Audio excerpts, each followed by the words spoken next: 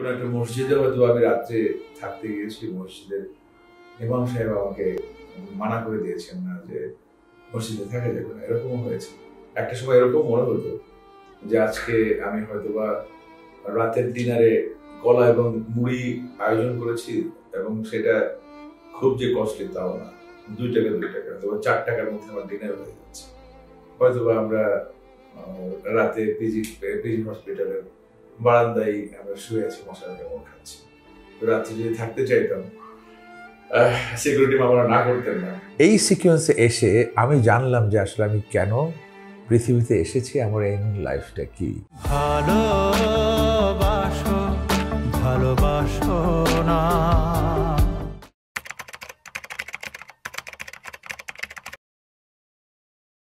এটা যদি in detail বলতে যাই তাহলে আসলে অনেক কথা, আমি বরং কিছুটা শর্ট করে বলি। সেটা হচ্ছে যে ইন্টারেস্টিংলি যে ছোটোবেলার থেকে আমি এই প্রশ্নটার উত্তর কখনোই দিতে পারতাম না, যেটা আমাদের পরীক্ষায় অংশগ্রহণ করতে হতো, এইম ইন লাইফ। নিশ্চয়ই যারা আমাকে এই মুহূর্তে শুনছেন দেখছেন, আপনারা সবাই জানেন যে এইম ইন লাইফ এই রচনাটার মুখোমুখি আমাদের সবারই হতে হতো, এবং ওখানে খুব গদবাঁধা কিছু লিখে দেওয়া হতো। কেউ ডাক্তার হতে চাইছে, কেউ ইঞ্জিনিয়ার হতে চাইছে, কিংবা এরকম আর কি নানান রকমের এক্সক্লুসিভ প্রফেশনের কথা বলা হচ্ছে। বাট আমার কাছে মনে হতো যে এটা তো আসলে আমার নিজস্ব চাওয়া না। আমার নিজস্ব চাওয়াটা কি সেটা আমি ভাবতাম। তো আমি যখন গ্র্যাজুয়েশন নিয়েছি, ছোটোবেলা থেকে গ্র্যাজুয়েশন পর্যন্ত আমার শেষ হয়েছে, তখনও আমি এই ভাবনাটার উত্তরটা কখনোই পাইনি, পেতাম না যে আসলে আমার জীবনের লক্ষ্যটা কী। এরকম করে আমরা যেহেতু মিডল ক্লাস ফ্যামিলি বিলং করি, আমাদের ফ্যামিলি স্ট্রাকচারে সবসময় অ্যাকাডেমিক পার্ট শেষ হবার পরে একটা কমন চাওয়া থাকে যে এবার ছেলে ইনকাম করবে, একটা ভালো জবে অ্যাটেন্ড করবে, সেখান থেকে মান্থলি একটা ভালো স্যালারি ইনকাম করবে, পরিবারের হাল ধরবে। So this is our common format from a middle class family. আমার কাছ থেকেও আমার পরিবারের চাওয়া এমনই ছিল, আমার আত্মীয় স্বজনের চাওয়া এমনই ছিল। তো অ্যাকর্ডিংলি আমি একটা জব অ্যারেঞ্জও করে ফেললাম। সে জব যখন চলছে ভালো করছি আমি, 1 বছরের মধ্যে আমার একটা স্টেপ র্যাঙ্ক আপ হলো। প্রায় 2 বছর হতে চললো, তখন আর একটা স্টেপ র্যাঙ্ক আপ হওয়ার একটা অফার আমার কাছে আসলো। আমার ম্যানেজমেন্টে আমাকে বলল, আমি যে প্রফেশনটায় ছিলাম, প্রফেশনটা ভীষণ সম্ভাবনাময় প্রফেশন, যেটা প্রফেশনটার নাম হচ্ছে মার্চেন্ডাইজার। গার্মেন্টস শিল্প প্রতিষ্ঠান সম্বন্ধে আপনারা যারা জানেন তারা নিশ্চয়ই জানেন, ভীষণ ব্যস্ত একটা প্রফেশন। তো ওখান থেকে আমি at the beginning I was trainee merchandiser, and after a year I became assistant merchandiser, and then second ফেজে এসে আমি অফার পেলাম হচ্ছে ফুল ফ্লেজেড মার্চেন্ডাইজার, যেটা সম্ভাবনার দ্বার উন্মোচিত হচ্ছে। আমি ক্রমশ ভালোর দিকে যাচ্ছি। আমার পরিবার খুশি, বন্ধুবান্ধব খুশি যে কিছুদিনের মধ্যে মিলন গাড়ি কিনবে, ফ্ল্যাট কিনবে, এরকম নানান রকমের colourful life is waiting for me. তো ওই সময় ফুল ফ্লেজেড মার্চেন্ডাইজার যখন আমাকে অফার করা হলো, তখন একটা শর্ত দিয়ে দিল আমার ম্যানেজমেন্ট যে লুক মিলন, তুমি এখন যতটুকুন ব্যস্ত আছো এর থেকে তোমাকে আরও অনেক ব্যস্ত হয়ে যেতে হবে, so that you need to drop your all kind of musical activities. এটা শুনে আমার মোটামুটি ভেতরে নানান রকমের আলোড়ন শুরু হলো, একটা ম্যাডলি ফিল হলো যে আমি এখন কি করব। সো এই মানে ভূমিকাটা কেন টানলাম আপনাদেরকে একটু বলি। কজ এই সিকোয়েন্সে এসে আমি জানলাম যে আসলে আমি কেন পৃথিবীতে এসেছি, আমার এইম ইন লাইফটা কি। This is the first time when I got my aim in life। আমি সেই লোভনীয় অফারের জায়গাটা, কালারফুল লাইফের হাতছানিটা সম্পূর্ণ ছেড়ে দিয়ে আমি একদমই স্ট্রিট বয় হয়ে গেলাম, শুধুমাত্র আমার মিউজিককে ভালোবেসে। আমি আমার জীবনের একমাত্র বিষয়, একমাত্র উপজীব্য আমি বেছে নিলাম আমার সঙ্গীতকে। তুমি জানো কি জানো না, মিলেছে ঠিকানা নদী সাগর জলে, বয়ে যায় ঢেউ যে হয়ে।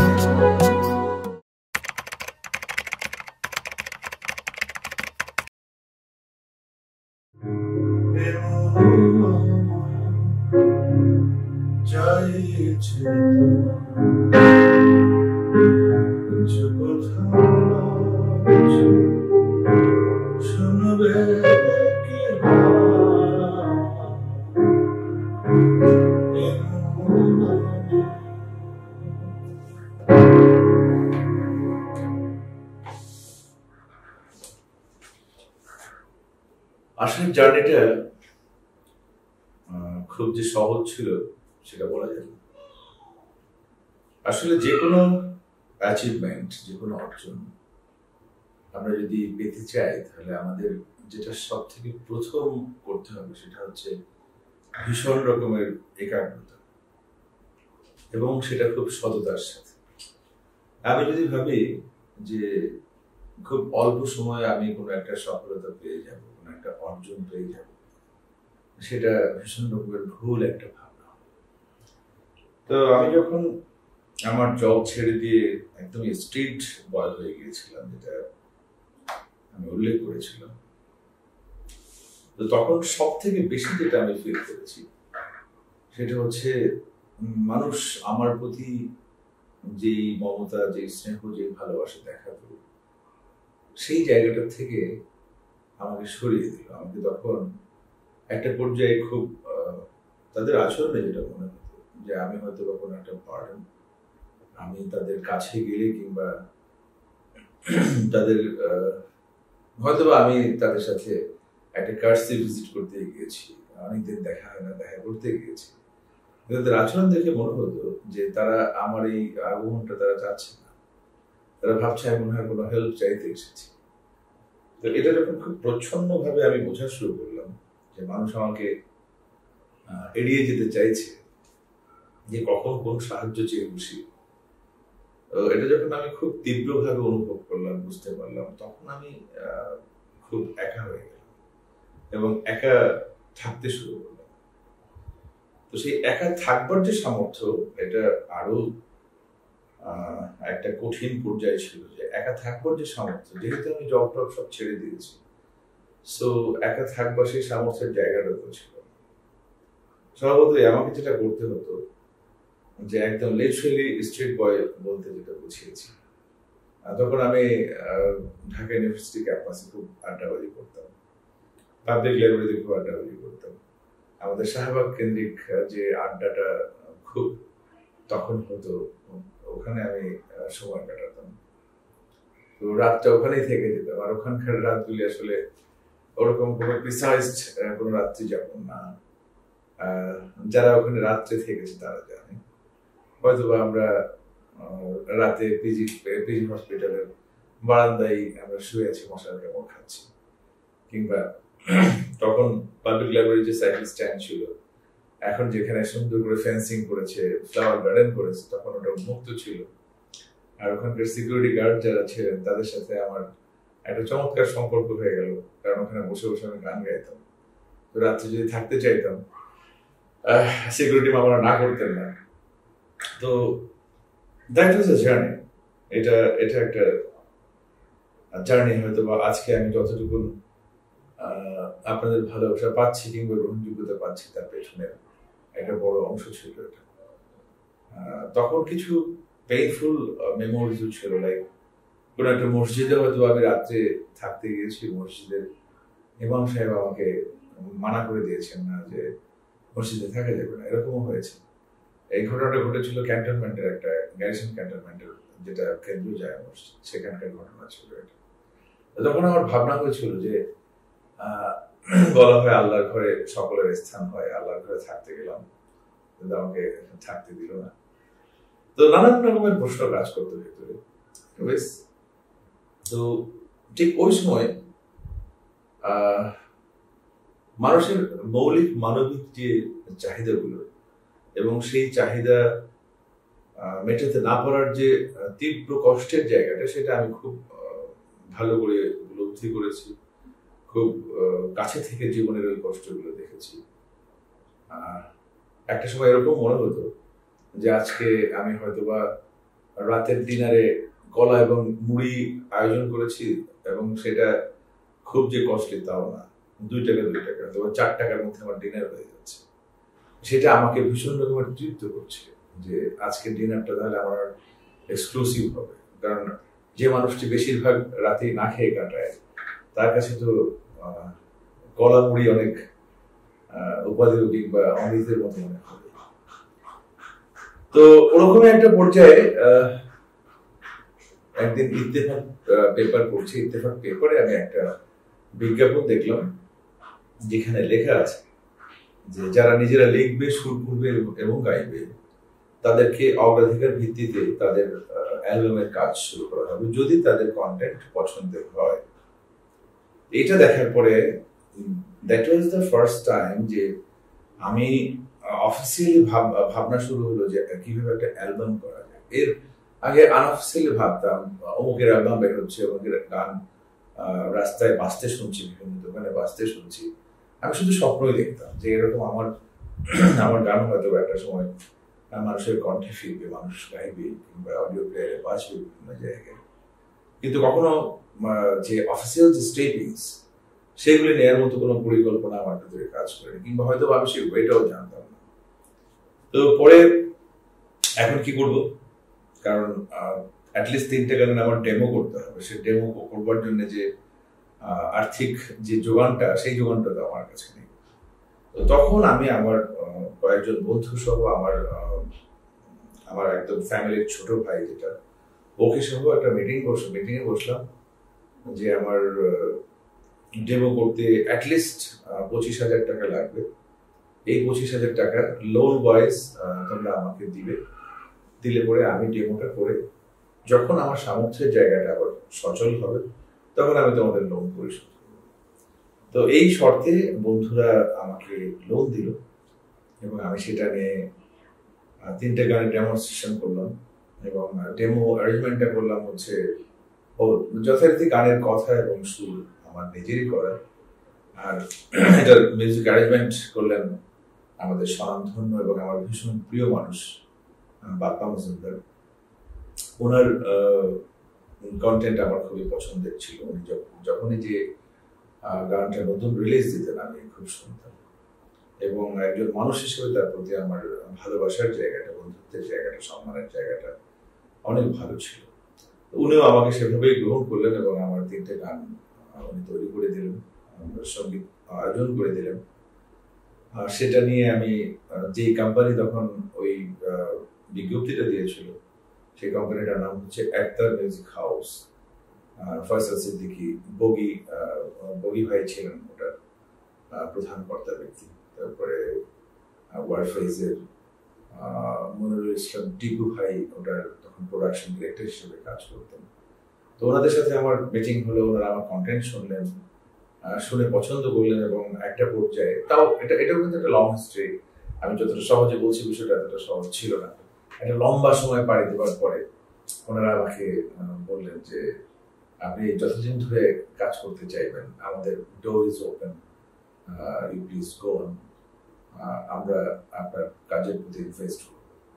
স্বপ্নের কাছে করতে গিয়ে বায়না ভেঙে গেছে জীবন দেখার আয়না।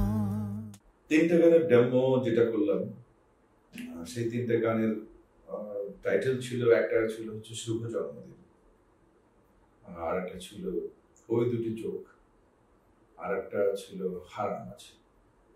এটা আমার প্রথম অ্যালবামের যে কটা গান ছিল তার মধ্যে ইনক্লুডেড ছিল।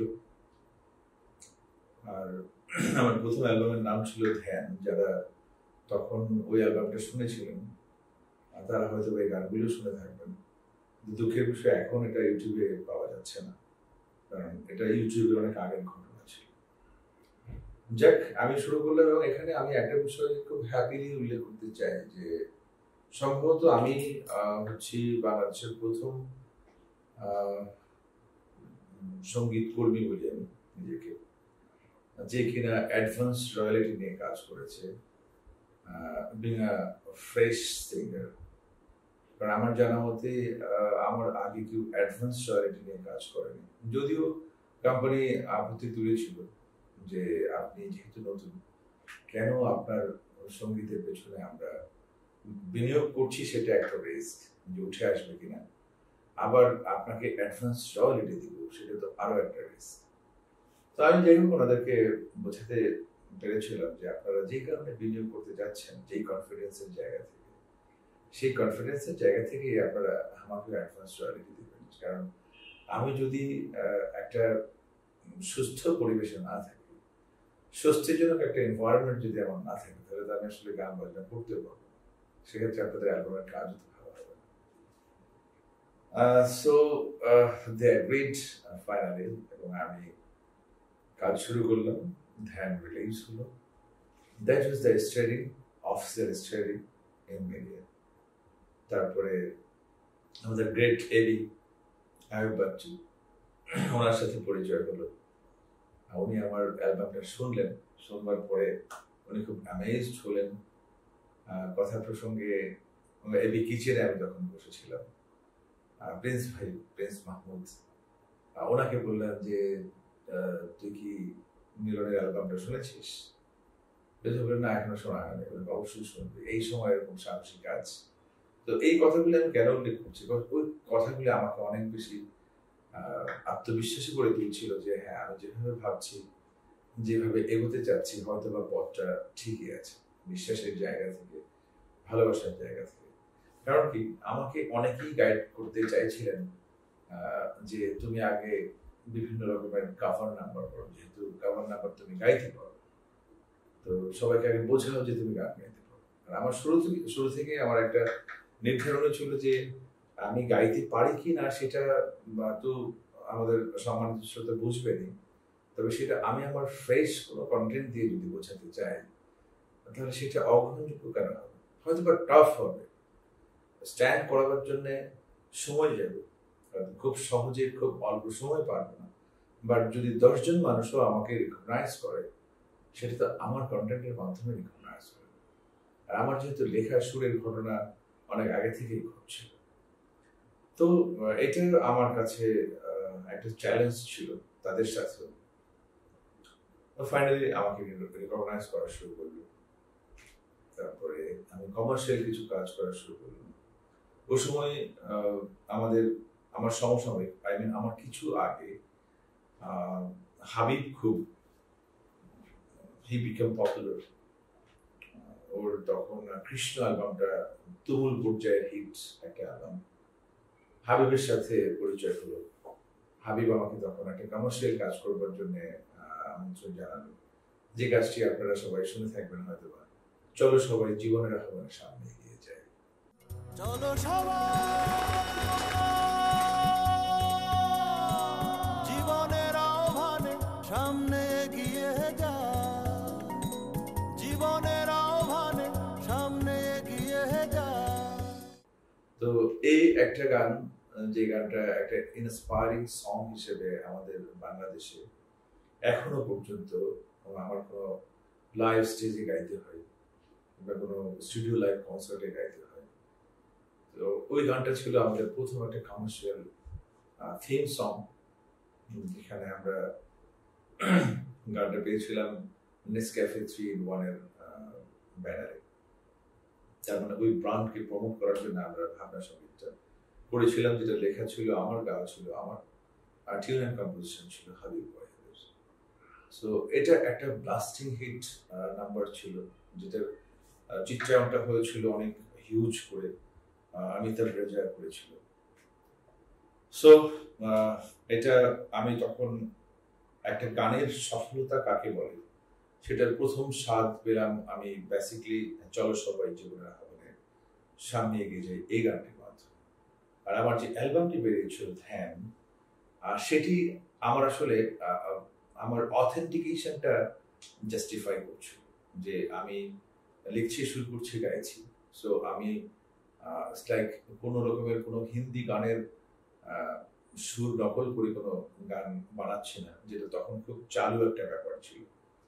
আমি খুব ফ্রেশ কন্টেন্ট রেডি করছি এবং এভাবে খুব আস্তে আস্তে করে নিজের কাজ নিয়ে মানুষের সামনে উপস্থাপন করছে, মানুষ আমাকে গ্রহণ করছে, বিভিন্ন টিভি চ্যানেল আমার সাক্ষাৎকার দিচ্ছে, কিংবা বিভিন্ন প্রিন্ট মিডিয়া আমার ব্যাপারে প্রতিবেদন লিখছে।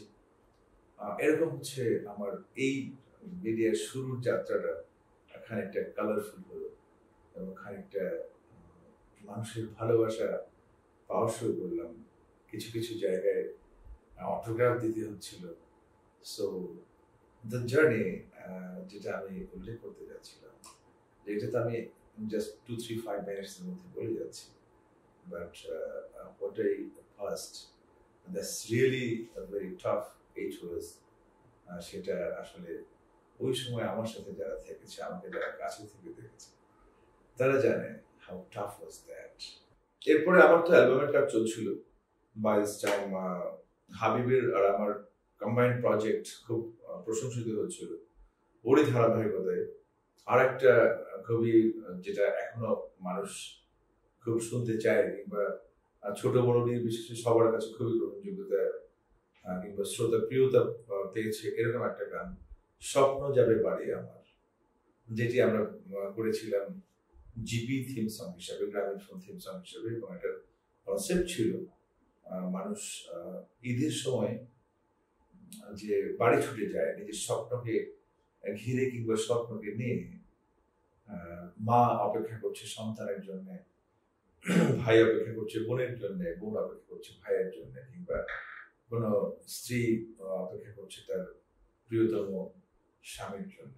এই যে কনসেপ্ট, এই কনসেপ্টের জায়গা থেকে হচ্ছে আমাদেরকে এই গানটি করতে বলা হয়েছিল, স্বপ্ন যাবে বাড়ি, যেটি গীতিকার ছিল আনিকা মাহজাবিন, সুরকার এবং সঙ্গীত পরিচালনা ছিল হাবিব ওয়াহিদ, গানটি গিয়েছিলাম। এটিও তুমুল জনপ্রিয় একটা গান, পরবর্তীতে আমি অ্যালবামেও অন্তর্ভুক্ত করেছিলাম।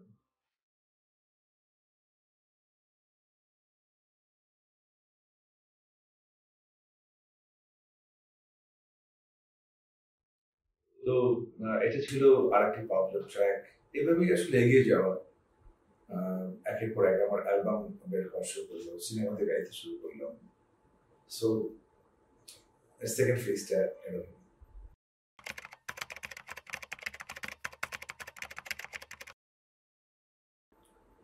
আর আমার বর্তমান যে ব্যস্ততাগুলি চলছে তার মধ্যে আমি একদম মোস্ট রিসেন্ট একটা কাজ শেষ করলাম, অডিও পার্ট শেষ হয়েছে, এখন ভিডিও পার্ট বাকি আছে।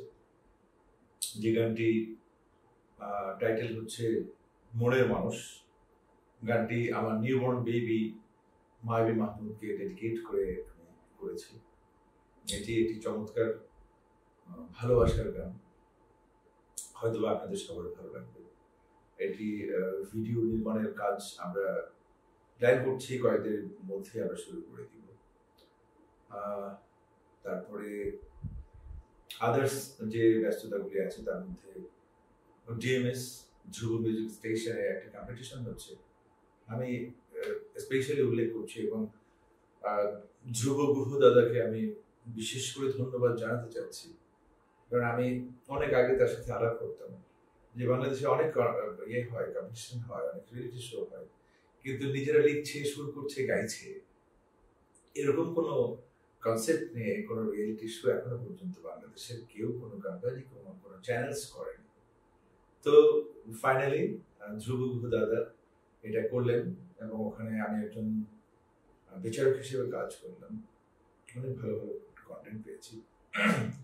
তো এই বিচার কর্ম পরিচালনা করলাম, এটা একটা কাজ ছিল। কিংবা যখন লাস্ট ক্লোজ আপ যখন চলছিল তখন ওখানে আমি 3টা ডিভিশনাল জাজ হিসেবে কাজ করেছি। এরকম হচ্ছে ইনভলভমেন্ট। আবার একদমই রিসেন্টলি খানিকটা অভিনয় নাম লেখাচ্ছি, একটা ওয়েব সিরিজ শেষ করলাম অভিনেতা হিসেবে। যদিও আমি নিজেকে অভিনেতা দাবি করতে চাই না মোটেই, কিংবা বলছিও না, কিন্তু যিনি director Masud Sejan is a good friend of mine, এবং সেই আমাকে উৎসাহিত করলো যে Milon, you can do that, just let's try. আমি চেষ্টা করলাম এবং ভালো লাগলো যে সবাই আমাকে অ্যাপ্রিসিয়েশন জানাচ্ছে, হয়তো উৎসাহিত করছে, আসলে হয়তো তাদের কাছে ভালো লাগেনি। লেটস চেক, পরে যদি আরো কোনো কাজ করে দেখা যাবে। চারিদিকে কোলাহল, অবাক পৃথিবী নির্জনতা হারায়, ভাবনার ভিড়ে বসে কষ্টে মন আজ লজ্জাকে লুকায়।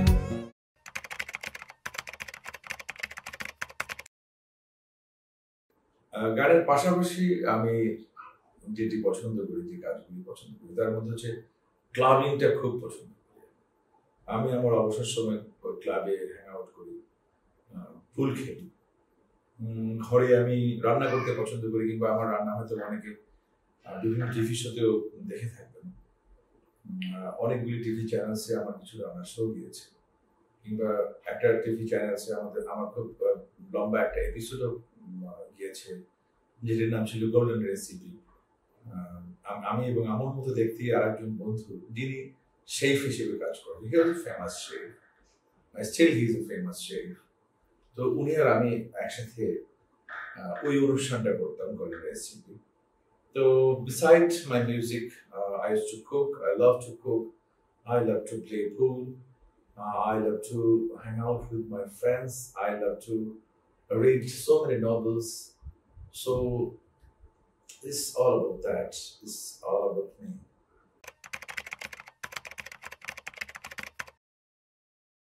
আমি আমার আমি ফ্যান ফলোয়ার্স ওইভাবে বলতে চাই না, আমি বলতে চাই যে যারা আমাকে গ্রহণ করেছেন কিছুটা হলেও, আমার সঙ্গীত কর্মকে যারা সমর্থন দিয়েছেন, আপনাদের সবার প্রতি আমার আহ্বান হচ্ছে, যেই চর্চাটা আমি আমার জীবনে করবার খুব চেষ্টা করি, সেটি হচ্ছে স্বচ্ছতার চর্চা, সততার চর্চা।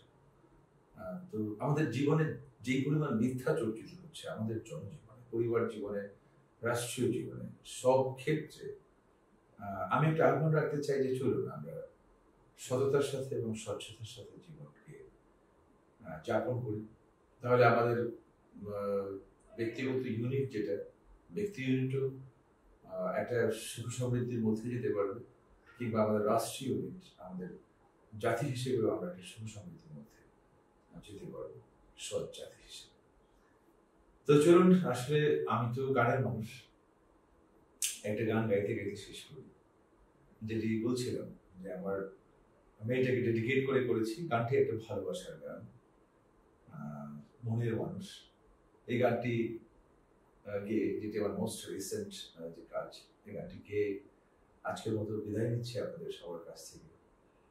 সবাই ভালো থাকবেন, সুস্থ থাকবেন, এই দেশকে সবুজ রাখবেন, এই দেশকে পরিচ্ছন্ন রাখবেন, এই দেশের সকল মানুষ সৎ হবে, এটি আমার অন্তিম স্বপ্ন বলতে পারেন। ভালোবাসা সবাই।